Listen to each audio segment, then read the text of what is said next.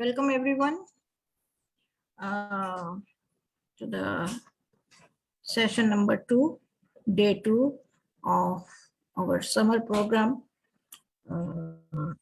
organized by Hindu Heritage Foundation of America. In the summer program 2021. This is Kavita Vachaknavee, summer program coordinator. I welcome you all. The topic for this session is Hindu Dharma family, Buddhism, Jainism, and Sikhism. And our invited guest speaker is Shri Sanjay Sood ji from Houston. So, Sanjay ji. Namaste. Namaste, everyone. Can you hear me okay? Yes, fine. Okay. I'll start with thanking Kavita ji and Acharya Harish ji for giving me this opportunity. I'm no expert of religion or anything like that. So whatever I'm going to tell is whatever I have learned or collected from the internet. My information is also very limited. I have some understanding, which is also very limited. This disqualifier or a disclaimer here that I know a little bit of Vedic Sanatan Dharma, or as Acharya Harish ji likes to call it, Satya Sanatan Vedic Dharma. People also call it as Sanatan Dharma or Hinduism, which has come to in vogue of late. But the term Hindu, as Acharya ji and others may tell later, does not exist in the ancient Indian literature or anywhere. This is a very recent addition to the family of the words or association of people's traditions or religions associated with people from India or Indian subcontinent, which I would like to call, or Bharat, as somebody just mentioned before. So today I'll not be focusing much on Hinduism or the Vedic Sanatan Dharma, which Acharya ji has already started covering. There was a very good question asked earlier today in the morning session by Jitendra Viji about the timelines, which is very confusing. So when I was searching the internet, the timelines which are given by mostly what you see on the internet is by the Western scholars. So as Acharya Harish ji, as I had many discussions with him about those timelines, they are either not accurate or they are not consistent with what Acharya ji was also mentioning today. So as it is mentioned that the Vedic or the Vedas, the knowledge which is basically the manual how to lead a human life, is as old as humanity itself. So now, as Acharya ji was mentioning today morning, that he puts it millions of years old, but nowhere on internet or anywhere you will find that. So that is a thing which we have to work on and maybe correct, or maybe at least we should know that it is not what is there on the internet. That is some interpretation by some Western scholars. It is just an interpretation, not which is prone to interpretation, which is subjective, okay, which is not objective. So starting from there, then religion and dharma, as Acharya ji was also alluding in morning session, if you listen carefully, maybe you would have learned by now that dharma and religion are not interchangeable. But in the Western vocabulary, there is no equivalent word to dharma. So it has been interchangeably used with religion, which is not accurate. So there is a limitation of vocabulary here itself. Some people, when talking about, as Kavita ji has given me today's topic, the family of Dharma, Indian religions or Dharma. Some scholars, Western scholars, prominently David Frawley and some others have used a term which I like, which is dharmic traditions. So that will be more accurate descriptions of religions of India if you want to put it in a Western perspective. So whether it is Buddhism, Jainism, Buddhism, or Sikhism, they are dharmic traditions which are very much part of the Indian tradition of Dharma, which is the very old, which is as old as the humanity itself is. So when we are talking about this family of dharmas, then I prefer to call that as dharmic traditions, whether it is Hinduism, whether it is the other subsequent following or those. So if you others which are like Jainism, Buddhism, and Sikhism. So four major religions, if you will, as per the Western nomenclature, they have originated in the Indian subcontinent. So that is why they are also very different than what are the major religions in the world. So like the other part of the religion. So these are called the Eastern religions, or they are also called the Indian religions in the Western literature. And the rest is the Abrahamic religion, which has Judaism, Christianity, and the Muslim religion. So these are the three other religions which are prevalent, and most of the world is Abrahamic religion based. So Jews, Christians, and Muslims, they constitute the majority of the population in the world. Hindus are, I think, the third largest in terms of the numbers, are the third largest population in the world. So let's look at some of the aspects of which Acharya-ji also mentioned today morning. Hinduism. So though I don't like that term, but that is how we are called by the rest of the world. So it happens, I would rather call it as Satya Sanatan Vedic Dharma. It is one of the oldest religion of the humanity.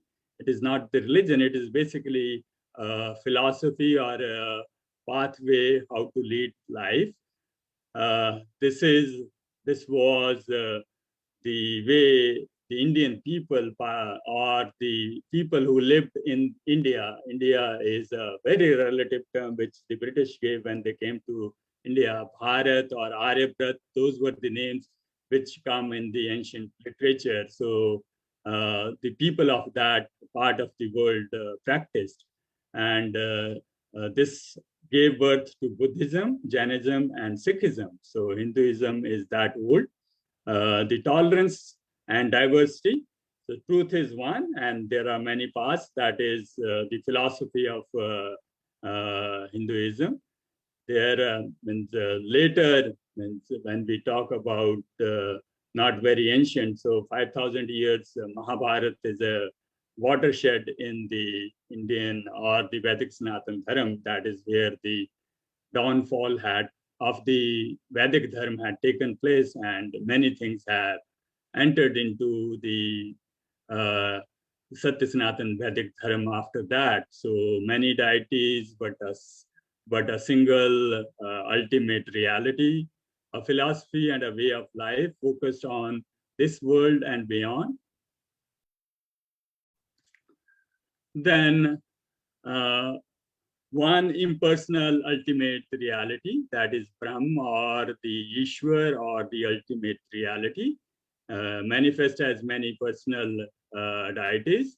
So the true essence of life is the Atma, which is the consciousness inside you, or in the Western language you call it, or in English you call it soul.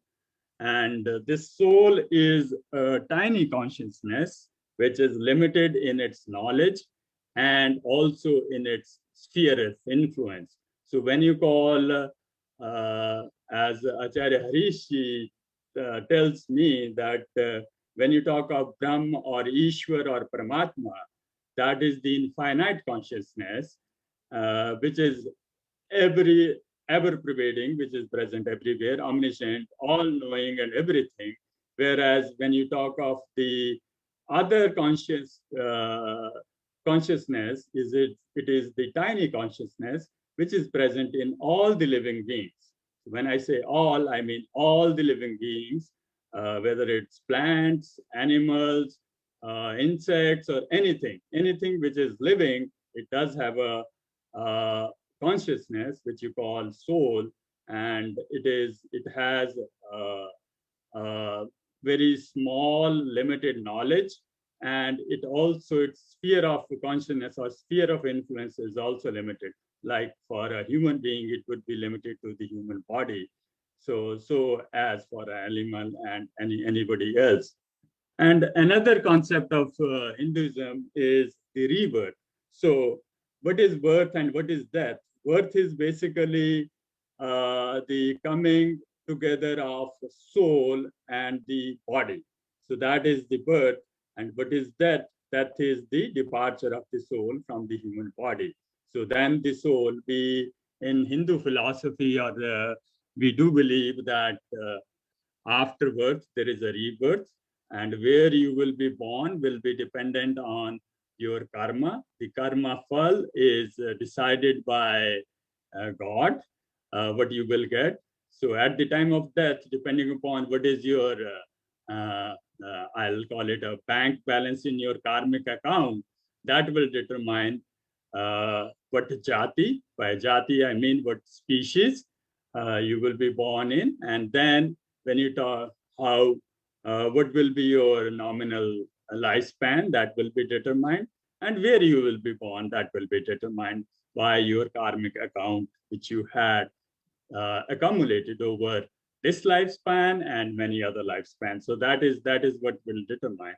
And the ultimate goal of the soul or a human being is to reunite with the divine.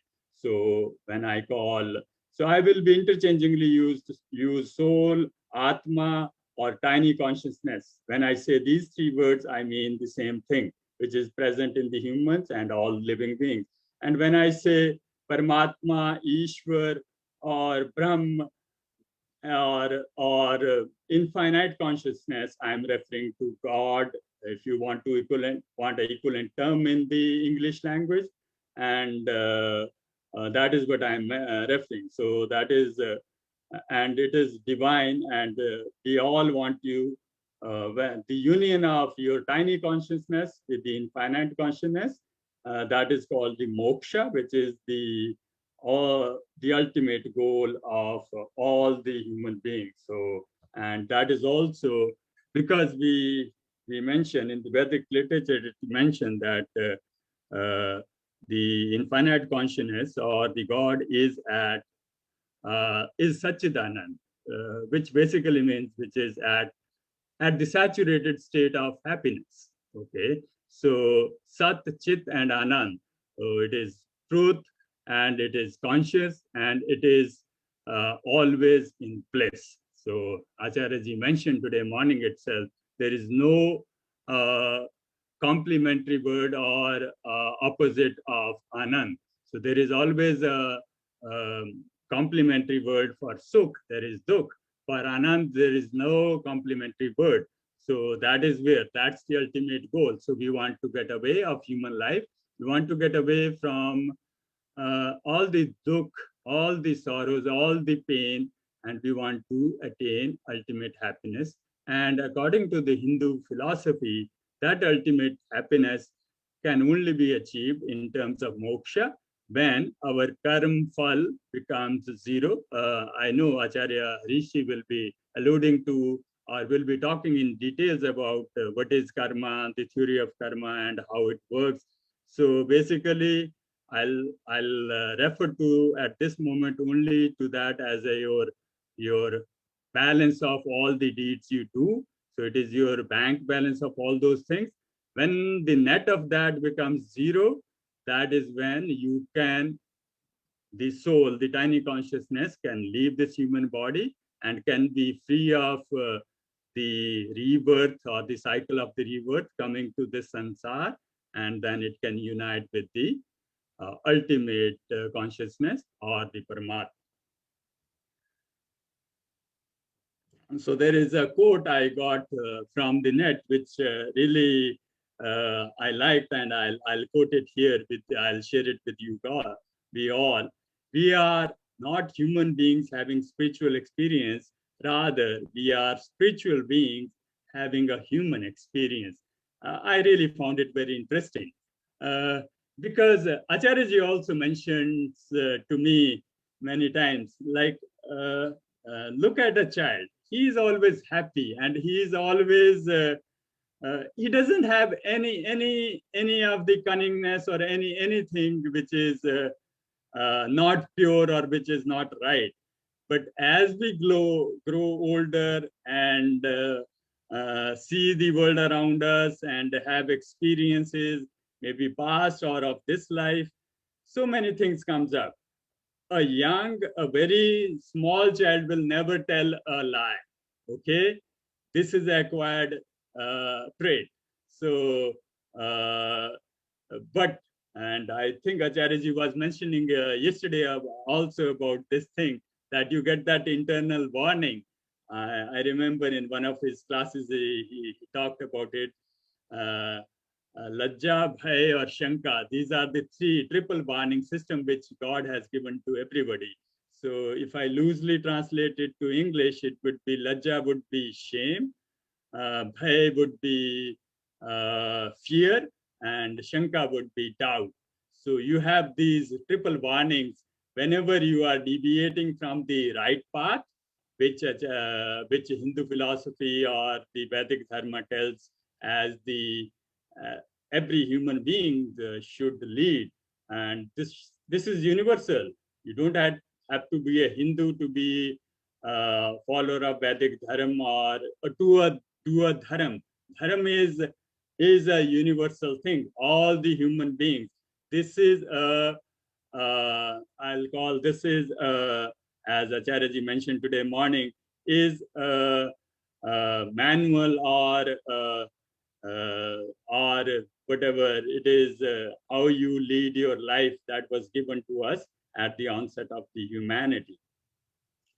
Now, as I mentioned in the beginning also, so rebirth and karma and service. So soul is present in all species of life, and all life is sacred and worthy of highest respect. Everything that lives and grows is interconnected. So that is also very important. Means anything which lives and grows is interconnected. That I think if there are students, I don't know what age group the students or people here are, but if you remember from your biology or your science class, ecosystems, so ecosystems are interconnected. So all the systems, if you look at any ecosystem, if there is something wrong in one part of the ecosystem, the whole system can go down. So that is why the Indian philosophy tells you that you consider all the life as sacred and worthy. You cannot destroy that. So that is what it is. So just like in the present times, we are seeing that there is, we humans have burnt so much of the fuels, or in the last 100 or 200 years, with the Industrial Revolution and everything, we have burned so much of fossil fuels and released so much carbon dioxide into the atmosphere that the Earth, the atmosphere itself is so warm, and the ocean levels are rising. It is getting hotter and hotter. You are getting very unpredictable seasons. There are hurricanes. You can see here in the US itself, the western coast is having the forest fires, and the temperatures are in 100 plus as north as Idaho and other places. And on the eastern coast, you can see there are hurricanes and storms and so many things happening. So we have done some things which are causing these abrupt and unwanted or uncharacteristic changes in the weather patterns and in the climate itself. So as I mentioned before, there is life or soul there, and it is also called Atma. At death, the soul enters another body. So that's what I earlier also alluded. So now let's look at the other religions which are there in the Indian context. So in terms of timeline, I would say the oldest of, so, okay, let's talk a little bit about, before we go to the religion, why there was a need to have those religions, why the people of those times, they thought that there was a need for this.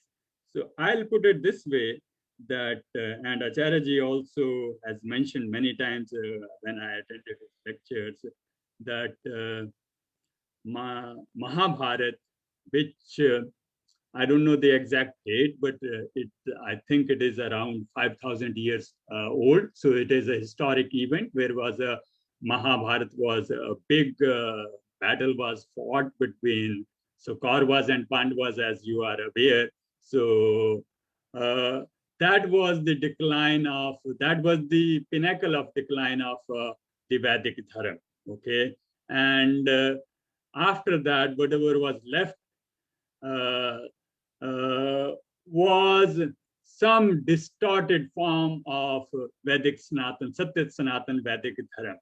And many things had crept into the Vedic Dharma, which were not consistent with the ancient idea of what is Dharma. So some of the people, so basically what I think, these were some of the people or who started a reform kind of movement to go back to the right dharma. That was, I think, their initial intention, to correct or to get away from some distortions in the Hindu dharma or the Vedic dharma, which had crept in over the time. And that is what their intentions were. And one of the oldest in these families of dharmic traditions is the Jain Dharma. And it is believed to be around 9th or around 600 BCE. So that is like around 3,000 or more years old. So that is when Mahabhira, he founded the Jainism. And there are around 24 Tirantharas, or they call Mahaviras, or reincarnations of them who founded this religion or who talked about this religion. And the three main pillars of Jainism are ahimsa. I'll not, Acharya mentioned it is translated as non-violence in English, but not, that's a very limited translation. Then Ekantvada, non-absolutism, and aprigraha and asceticism. So basically, if you look, these are the basic yamas of Patanjali's Yoga Sutras. So these are some of the things which are nothing new, but they always existed in the Vedic Dharma. And Jains take 5 main vows, which are ahimsa, satya, asteya, and brahmacharya and aparigraha. These are the exactly 5 yamas which are prescribed in the Patanjali Yoga Sutra. So there is nothing new in this. So basically, this was, I think, re-emphasis by some of the people like Mahavira in the aftermath of Mahabharata and the decline of the Vedic Dharma, that they wanted people to reconnect to whatever Vedic Dharma was. So that is what they were trying to do. And if you look at their literature, it is very much derived from the Vedic literature. Of course, I'll not guarantee, I'm not a scholar of Jainism. There could be some distortions in that over time, that is possible. But basically, if you look at whatever ahimsa is non-violence, satya is truth, asteya is non-stealing or getting away from the greed, brahmacharya is your controlling your abstinence from the sensual pleasures, and aparigraha is non-possessiveness, non-hoarding, not to hoard things more than what you need. So concentrate on your needs, not on your wants. So that is what is the 5 vows all the Jains take, and they are very much like the Vedic Dharma. They are vegetarian. If you have seen some Jain Muni, you will see them in the white clothes, and they also cover their face. They wear, it is more relevant now, so they wear masks which cover their mouth, and so that nothing enters their mouth inadvertently. So in today's world, you can all relate to that as masks. And Jainism traces its spiritual ideas and history through a succession of 24 leaders, which they call as Tirantharas, with the first in the current time cycle being Rishi Bhavadeva, whom the tradition holds to have lived for many years. So, and the 23rd Tiranthankara was Varnashrama, whom the historians date to the 9th century BCE. So 9 years before the birth of Christ. So that is like around 2100 years from today. And the 24th Tiranthankara is Mahavira.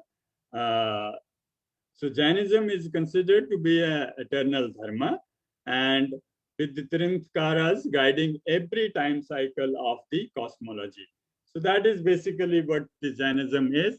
And if you look in today's context, there are Jains in India, mostly in the state of Gujarat. Then there are many of the Jains are well-to-do, and they are lot of them are engaged in the business community. Many of the Jains are well-known, and there are around 4 to 5 million followers of Jainism in the world.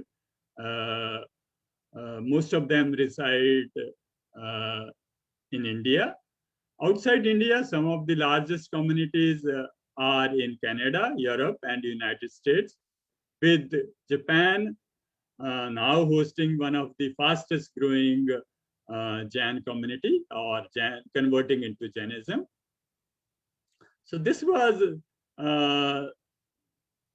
some of basic things about Jainism. Now let's move on to the next one, which is the Buddhism. So Buddhism is also not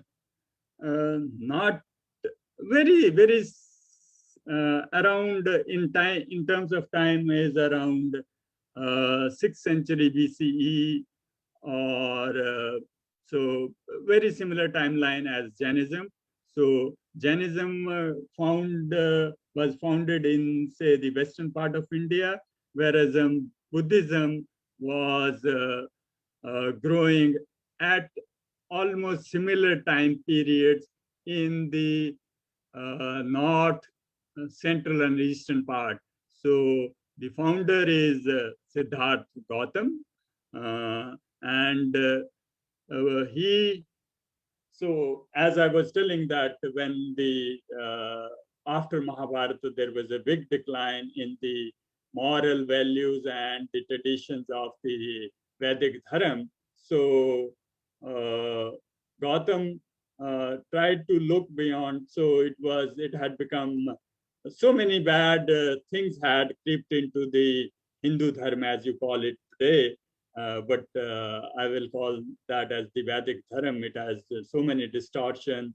So Brahmins, the learned class, had uh, made it self-centric. The education or the teaching of Veda was limited only to the Brahmins or the learned class only, and so many things. So and the caste system, or the Varna system, as we call in the Vedic literature, that instead of profession based had become by birth, and so many things had gone wrong with that. So he tried and to look for answers beyond Vedas. So though when we look at his philosophy, it is very much related to what the Vedas tell us to do, but that is what he felt, because the knowledge of the true knowledge of Vedas was not available to all the people as was originally intended. And he called for a new ethical conception of human affairs. Uh, as of now, there are around 330 million followers of Buddhism in the world. We'll talk about where these exist. And there are very few in India. Mostly this grew away from India and it moved towards East and the Far East Asia. So also into China. And so many followers of Buddhism live in, say, Sri Lanka, Thailand, uh, China, and in the Far East countries of Thailand, maybe some in Indonesia, and as far as going up to Japan. So looking at the teachings of Buddhism, so there are 4 noble truths. Life is a suffering. I think that is where Buddha also wanted to, when he saw the suffering in the world, that is where he got detached with the world, and he wanted. So he was a prince, but he wanted to find ultimate happiness and to get away from the suffering. So that is where he left his house in search for the ultimate happiness or the ultimate truth. And suffering is due to attachment, according to Buddhism, and attachment can be overcome. There is a path for accomplishing this. So these are not very different from what the Vedic teachings are. So Buddhism prescribes a 8-fold path, or it is also called the middle path, that leads to moksha or nirvana or nibbana. So what are these 8 paths, 8-fold path? So the number 1 is right views, right aspirations, right speech, right action, right livelihood, right effort, right mindfulness, and right concentration. So these are the 8-fold paths which Buddhism prescribes to attain moksha. And there is no conflict with the Vedic way of Vedic Dharma in these 8-fold path which Buddhism is prescribing. So if you look at the basic word Buddha, or the Buddha as we call in English, it means the enlightened one. So who had the true knowledge revealed to him. So when he was preaching, or when he was teaching his disciple, he gave these teachings. So basically, as Acharyaji was also mentioning today morning, that when we look at the Hindu or the Vedic Sanatana Dharma, you don't need an intermediary to connect with the ultimate knowledge or ultimate truth, or the Paramatma, or the God, as you want, if you want to call equivalent English word, then you can attain it yourself, and there is no intermediary needed. And here also in Buddhism also it is saying the same thing. So you can attain it by doing these 8 things, by following these 8 things. So now, how Buddhism spread and where it spread, I think the medieval India. So let me talk about this.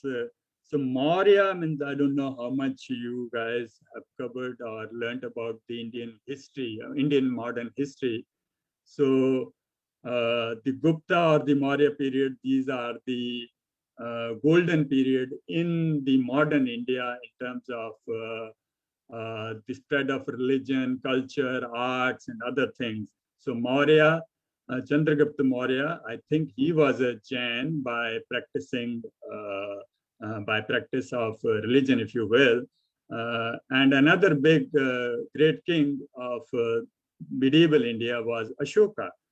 And Ashoka is the, I think, is the primary reason why we see Buddhism today as we see it in the world. Because after the war of Kalinga, so he was the king of Magda, and they had a big battle with Kalinga, which is, so Magda will be modern day Uttar Pradesh, maybe, and some parts of the other nearby states in India, and Kalinga will be the modern Odisha. So there was a big battle, and a lot of human life was lost in that, and that was a watershed moment in his life, and it changed him by seeing so much death and destruction. And he converted to Buddhism at that time. And whatever Acharyaji mentioned about the Nalanda is the oldest university in the world. As he was talking today morning, the library which of the Nalanda, which was burnt by the Muslim Mughal invaders, it went for days and weeks. So you can well imagine there were foreign students in those universities from as far as China and other parts of the world. So whatever knowledge of Buddhism or Indian literature we have was, I think, imported from those people who studied in those universities at that times and took whatever they could back home to China or other countries. And that is where we get many, many written knowledge of the Indian literature. Much of it was destroyed by the foreign invasions of Mughals in India in the medieval part of the Indian history. So Ashoka sent missionaries all around the world to spread Buddhism as far as Japan, China, Thailand, Far East Asia, Thailand, Sri Lanka. He sent his sons and daughters also for that purpose. That was his commitment. And because of that, if you look at the national symbol or emblem of India, it is one of the pillars where you see Trimurti. It is basically 4 heads of the lion, which are on any official stamp of Indian documents or Indian government documents. It is there on the Indian currency also.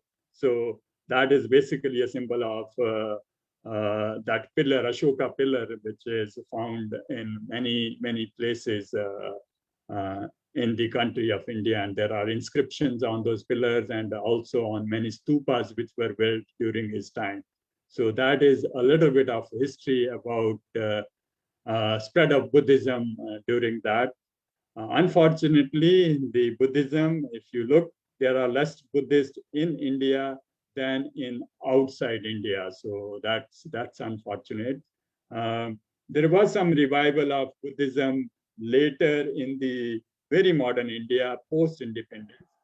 V.R. Ambedkar, Dr. V.R. Ambedkar, who was the writer of Indian Constitution.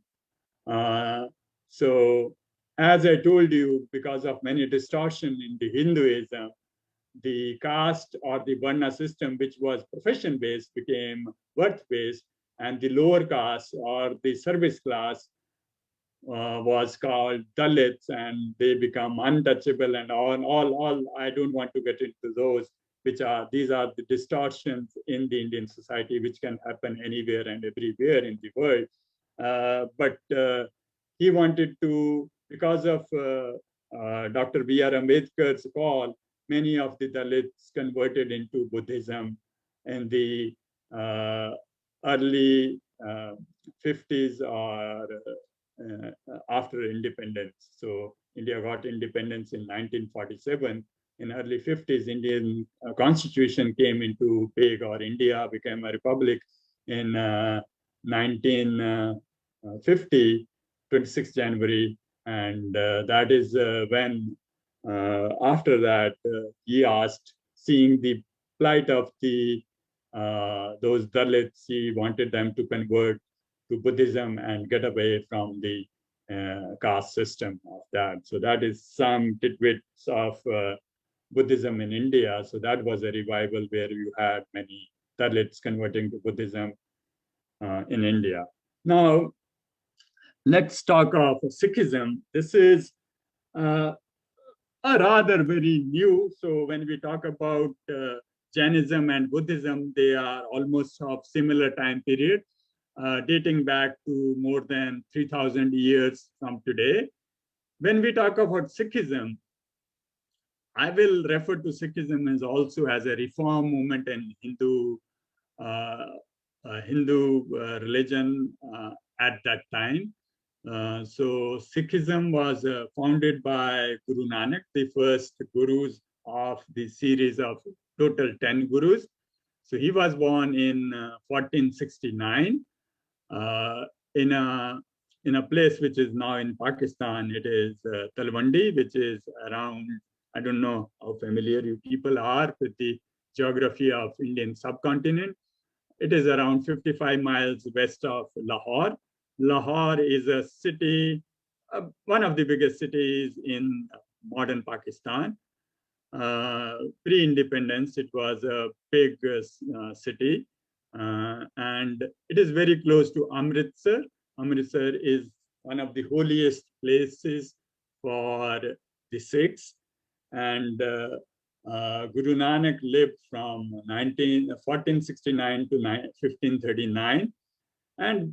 But I think he was also a social reformer. So as I was telling, there were a lot of things which had gone wrong with the Hinduism, the religion. So many things had become, as I mentioned, the caste system, instead of being profession-based, what profession you do, it had become by birth. So if you are a son of a Brahmin who was supposed to be a teacher or a learned class, they became by birth. If I give you an analogy, the offsprings of Einstein were not anywhere close to what Einstein was. So same way, you cannot assume just because you are a son of a big scholar, you will be a big scholar. So you have to work for that, and you have to know your things.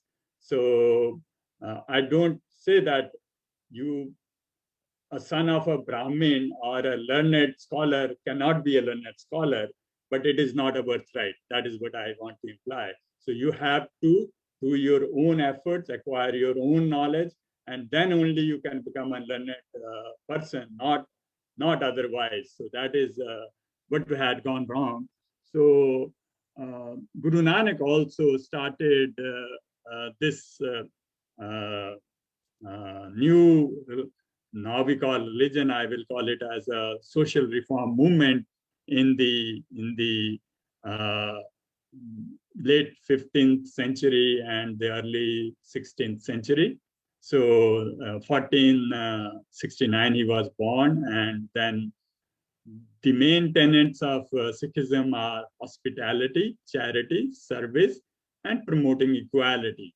Okay, these are some of the main tenets of the Sikhism. And Guru Nanak, as I just mentioned, he was born in Talwandi. He belonged to a Hindu Vaishya family, a Khatri by his parents were Khatri. They were engaged, they were a trader class. So according to tradition, at the age of 29, he had a near-death experience, and as a result of which he got an insight: I shall follow the God's path. God is neither Hindu nor Muslim, and the path which I follow is God's path. So remember, that time India was ruled by the Muslims, the Mughal rulers. So it is, I'm talking of about 1469 and afterwards. So in terms of the history, so beginning early 1100, 1200s, or after that, the Mughals had started invading India from the western side, from Hindu Kush, and they came from that side. So they came from Persia, they came from as far as Turkmen, from Turkey and other parts of the world. And they, when moving towards the east from there, once they crossed Hindu Kush, they were into the subcontinent, and they ruled India just before the British came in the early 18th century, or in the middle of the 18th century. So that is when we have a Mughal rule of around about 1,000 years. So when Guru Nanak is there, it is you have Hindus and the Muslims at that time. So what does Sikh means? Sikh is a disciple, and with his teaching was that God is one, which is Ek, and only by Naam. Naam is name, not form. So he talked about that God is formless, which is very consistent with the Vedic view. So God doesn't have any form. Then he talks about the Home. Home means self-centeredness, and Maya. Maya is illusion. That separates humans. So your self-centeredness and your illusions, they separate you, or as we call Atma and the Paramatma, from the God. And only meditation on God's name will liberate humans from sansar and facilitate eternal union with the God. So I don't see any conflict with the Vedic Dharma. And Guru Nanak was followed by 9 gurus, and their sacred book is Guru Granth Sahib, which was, I think, written by their 5th guru, Guru Arjan Dev Ji. And that is what they still use as a guiding book for the Sikhs. And Golden Temple, which by the Sikhs is called the Guru Harmandir Sahib, is in Amritsar. It is the holiest of all the places for them, and Gurdwara is their place of worship, and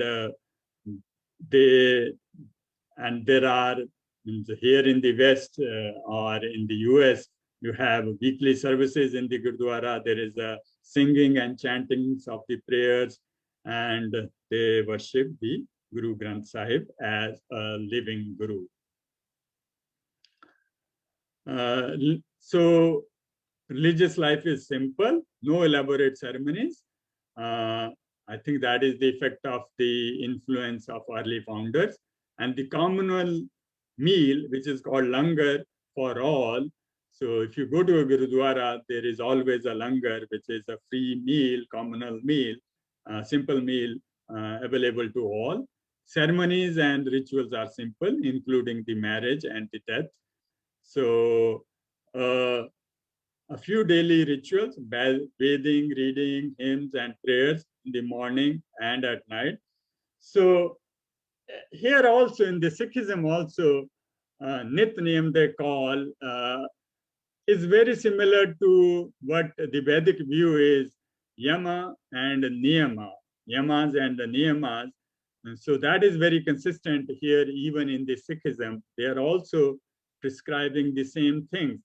And they are also prescribing a path which is very similar to the Vedic teaching, or as Patanjali has mentioned is in his Yoga Sutras, that meditation is the ultimate way how the Atma can unite with the Paramatma, or your tiny consciousness can unite with the infinite consciousness.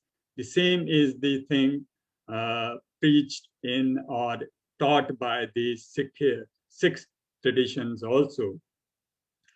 And in Sikhism, people from all castes are welcome. Men and women are considered equal, and they can worship together. So that had become, that was the original view in the Vedic Dharma also. But as you might be aware, that is no longer. You might have read in the newspaper, if you follow Indian news, there were a lot of court cases to allow women in certain temples in some parts of India and all that. But those are some distortions. That is not how the Satya Sanatana Vedic Dharma preached or taught or understands how the human should lead life. Other things, as I mentioned, Langar, Sangat, and Panth, these are the three things. So Langar is the communal meal, Sangat is the Sikh congregation, and Panth is the Sikh community. These are the three things which are important in Sikhism, which are not in conflict with any of the teachings of the Vedic Hindu Dharma. I know this has not been so very organized or very I don't know, way of presenting the three dharmic traditions of India, but that is what I feel. I think they are very much in agreement with the Satya Sanatana Vedic Dharma.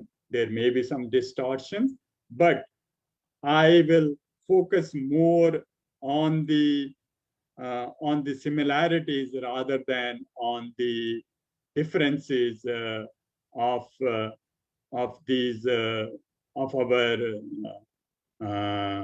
these family of the dharmas rather than on the differences.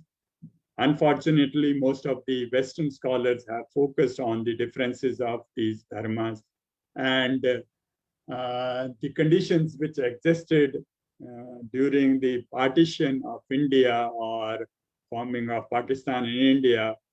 It led to some of the things which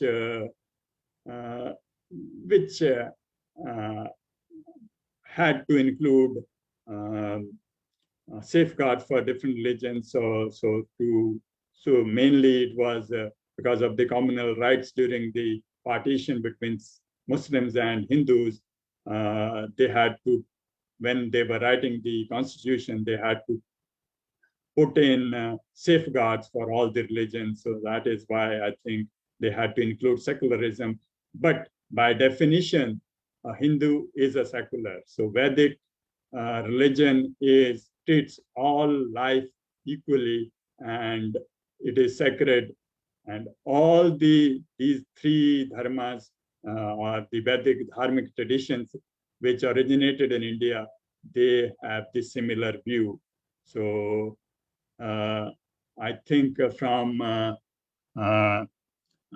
is from Wikipedia, I'm just quoting the same. So Hinduism, Buddhism, Jainism, and Sikhism share certain key concepts which are interpreted differently by different groups of individuals. Until 19th century, adherent to those various religions did not intend to label themselves as in opposition to each other, but perceived themselves as belonging to same extended cultural family. So I'll repeat, same extended cultural family. So that is important. So they themselves didn't, but things and the conditions which existed in the 19th or with the coming of the British and their leaving and the partition of India, some of the things did change. But if you look even today in the Constitution, the Hindu Marriage Act covers Hindus, Jains, Buddhists. I don't know about the Buddhists, but Sikhs. So they are all covered by the Hindu Marriage Act. So there are so many things which are still common in this family of religions. So with that, I will stop here, and I'll welcome any questions anybody has now. Thank you very much for the patient hearing, and I welcome questions. Thank you. Thank you very much, Sanjay ji. It was very, very nice to hear to you, and I feel very glad. You did very hard work to find all the facts and things, and in comparing with the Vedic Dharma, Hindu Dharma, you have put everything together. So very nice. Thank you again. And I invite people, if you have any question, please raise your hand. You can write down in the chat box or directly ask questions from Sanjay.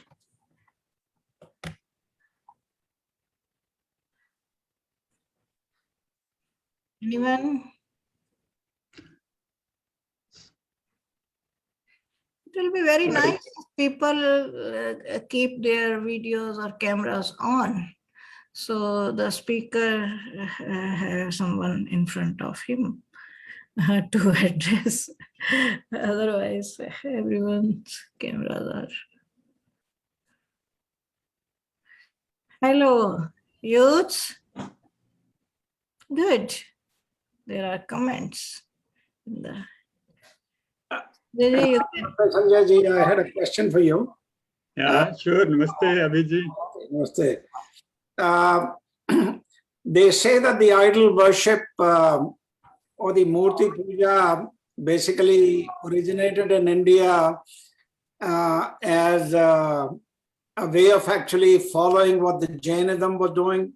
Do you agree with that, or do you, prior to that, Murti Puja did not exist, but people would go to Jain temples and point out and say, do you know where your God is? And because the conventional Vedic Dharma people would say that our God is all pervading, the Jains would point out and say, look, here is my God, you know. And I believe that kind of was that's how Murti Puja was led among the Hindu community, you know, other than the Jains. Can you elaborate on that one, or maybe shed some light on it? Yes, yeah, thank you very much, Jitendra Viji. You are right. So I didn't want to bring the differences or anything in this, but you are right. In Hinduism, in the Vedic times, or say pre-Mahabharata, there is no mention anywhere in the Vedic literature of any murti or any deity of or a idol worship. I think in Hinduism, you are right. That is where we find the first reference of idol comes from Jainism. And that is where it has started. Okay, let me put it. So what I think personally about this. So I'm a student of science, and many of students here are, I think, students of science. So when I talk of a murti and all-pervading God, I refer it to as a theoretical model and a physical model. A physical model is when you can see it, you can wrap your hands around it, and you can have a feeling about it. But remember, physical model is a physical model, okay? When you are talking about a murti, it is a murti. Murti of what? So murti of, say in Jainism, it was a murti of Mahabharata or whatever, okay? It is a murti. So long in Hinduism, you know that difference. What is a murti? It is your way of conceptualizing something which is much bigger, very difficult to understand, all that. I'm okay with that. Don't consider that God is limited. God is everywhere. So it is there in that murti also. It is there in you also. It is there in the air, in the beautiful flower which you see, in the big mountains, beautiful mountains you see, in the rivers flowing, in this oceans there. It is everywhere. Not only limited to that. In the whole universe, it pervades and it moves that world. So don't limit your view to that idol. So that is my take on that. It is when the theoretical is little difficult to understand, but when you are doing or when you are conceptualizing, don't limit yourself or don't limit God to that small thing which you call murti. And just remember, it is your symbolic way of saying that. But remember, he resides within you also. You don't need something outside. So the easiest way in meditation, that is how. It's not an outward journey. When you want to connect with him, it is more of an inward journey. In meditation, we close our eyes. You don't need to look at anything. It is an inward journey. You are trying when you want to connect with that infinite soul. So I'm also a student of seismology, which is in which we measure the earthquakes. So I don't know anybody. Seismograph is an instrument which records the vibrations of the earth, or it records the earthquakes and all that. So when you want to measure a motion of the earth, then you want to put that instrument in a place which is very quiet. Okay. Otherwise, what you will be measuring, it is not the vibration of the earthquake which is coming from somewhere far. You will be measuring what is happening on the road close by. What is happening if somebody is walking close to that, okay? So just think about, there is so much of noise there. So same thing, when you want to connect with that infinite consciousness, you want to get away from the noise. And noise is coming from you close your eyes, you want to be in a quiet place, you want to be in a sthir sukham asanam, as Patanjali says. So if you are moving, you cannot be connecting. You have to be stable. Then you have to, the most difficult is you have to control your mind, which is the fastest thing in this universe, I think, which can go anywhere. I think the thoughts travel faster than light. You can be here, you can at the end of the universe. Okay? It takes millions of years for the Earth to reach even beyond one galaxy to the other galaxy. So just think about, so bringing that instrument to something, not to move, concentrate on a point, and then that is the challenge. So when I'm giving an analogy of a seismograph, it is not an accurate analogy, but I'm just trying to mention is that you have to have a very quiet mind, and it takes a practice of lifetimes. It is not, but it is consistent and very long effort which you do a daily practice, as Acharyaji mentions every day. So in the morning also, I think he said that, or yesterday, he said that twice a day in the dawn and dusk times. So Maharishi Dayanand said 1 hour morning, 1 hour evening, but Acharyaji is saying at least 20 minutes in the morning, 20 minutes in the evening. So do that every day. It will transform your life. Definitely it has done to me. So I do practice that daily, every morning, every evening. And I'll request all the students, there is no age limit for that. Adults or students or any age, they can practice this, and that will change your life. Yeah. Any other questions? Very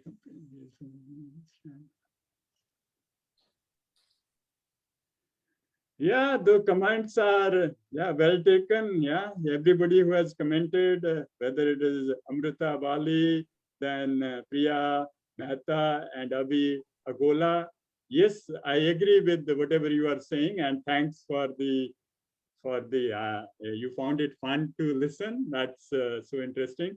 It was my way. As I in the beginning said, I'm not a scholar of anything. I just put together whatever knowledge I could gain from the internet or some understanding I had with my association with Acharya Harishji and Kavita ji. If not, then I don't know, Kavita ji or anybody has any questions or comments, it is welcome.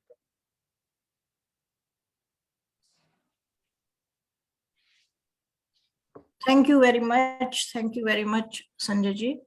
It was so nice, and I believe everyone enjoyed it and have learned so much from the presentation you have shared with us, the knowledge you have shared with us. It was fantastic. And if anyone has anything to say or write, please. Otherwise, we will be closing this session soon in 1 or 2 minutes. And the next session is again the first part you have heard in the first session today by Dr. Harishchandra ji, Acharya Harishchandra ji. It was Foundations, Vedas and Upanishads. And the second part is Foundation, Shad Darshan and Vedang. So please be here at the right time, and all of you. And if you can invite, please do join our WhatsApp group. There is a separate group for all the participants. You can join that group to get updates. There are many people asking about the recordings, those who were not there yesterday or in the first session. All our recordings are available at our Facebook page. Go to Hindu Heritage Foundation of America, and these are being live streamed there. So recordings are there. Keep sharing with all your friends and network, and do join at the right time, correct time. So thank you all. What time is the next session? The next session is Eastern time is 3 to 3:15, Central time 2 to 3:15. So we will meet in 1 hour and 50 minutes from now. Thank you. Thank you. Thank you. Namaste. Thank you all. Namaste. Namaste ji. Thank you. Namaste.